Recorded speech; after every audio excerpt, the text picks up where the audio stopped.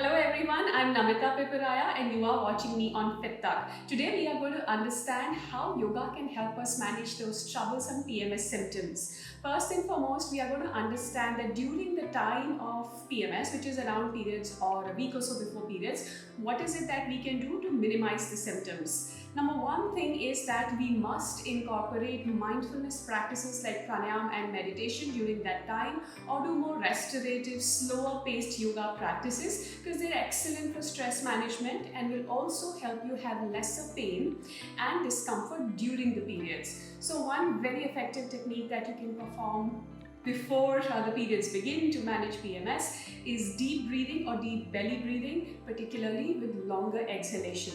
So for that, all you have to do is take your palms facing down, make an L shape with the thumb and the fingers, place the palms around the lower ribs, so not the navel where the lower ribs are, and then as you breathe in, experience the expansion of the ribs with the hands. And as you exhale, try to slow down the exhalation to the extent comfortable. So continue breathing like this for 10 to 15 times or even more. Put a timer for 5 to 7 minutes and do this if it's comfortable for you, and you will feel a lot of difference both immediately after doing the practice and also in the weeks following. Do this every day. Like I said, 5 minutes morning, evening is sufficient. And along with this, we must do some mindfulness practice as well. For that, one is meditation. But if you're not comfortable with meditation, you can also do something called progressive muscle relaxation. And I'll show you quickly how you do that.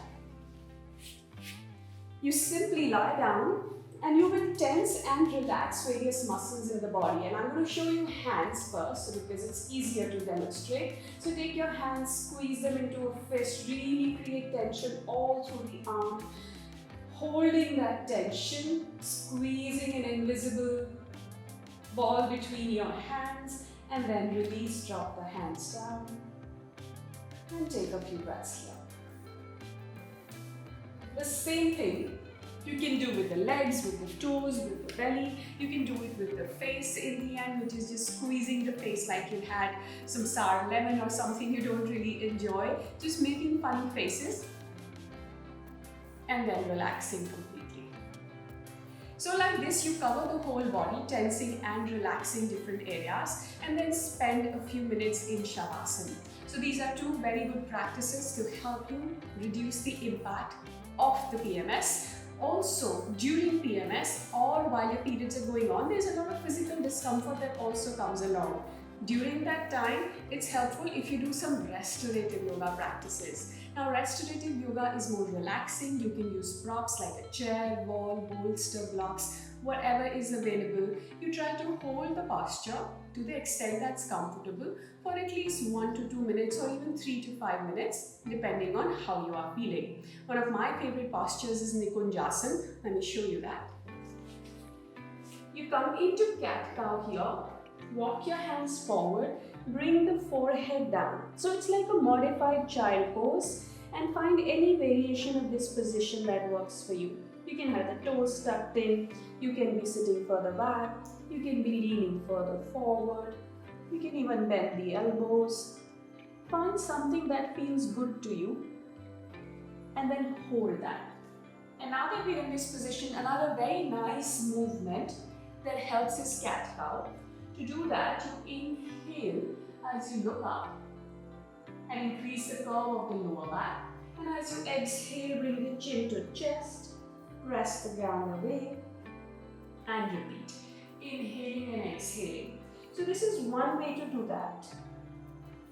Couple of variations that I also like is, first one is keep your hips stable, but try to turn from the shoulders to look at the back as if you want to see your toes, and then to the other side.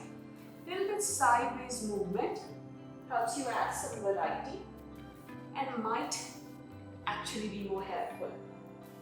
And last variation that I like, we'll turn a bit to the side so I stay in the frame. What we're going to do is move to the side, coming into a diagonal tabletop position, and while maintaining this, you inhale, look up, exhale, chin to chest. So you continue doing your cat-cow with this modification. So 5 to 10 rounds of each variation.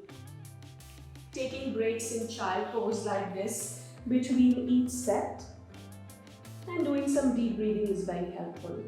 Once you're done with some gentle movement, you can then come to lie down in Shavasana but with your knees bent. Keeping the knees bent is just a little bit more comfortable. You can even bring the knees together and move the feet out. Let your hands rest on the belly. Take a few deep breaths here. As long as you need to, in stillness before you bring the feet together, allow the knees to come to either side to come into Baddha Konasana or supine bound angle pose. You can even rest your hands on the thighs to increase pressure or resistance if you would like that, or keep them around the belly, allowing the hands to help you increase awareness of your breathing. So this often feels very good during periods, and once you're ready or you're done, bring the knees back together and enjoy your Shavasana for as long as you need to. Couple of things that I would like to leave you with.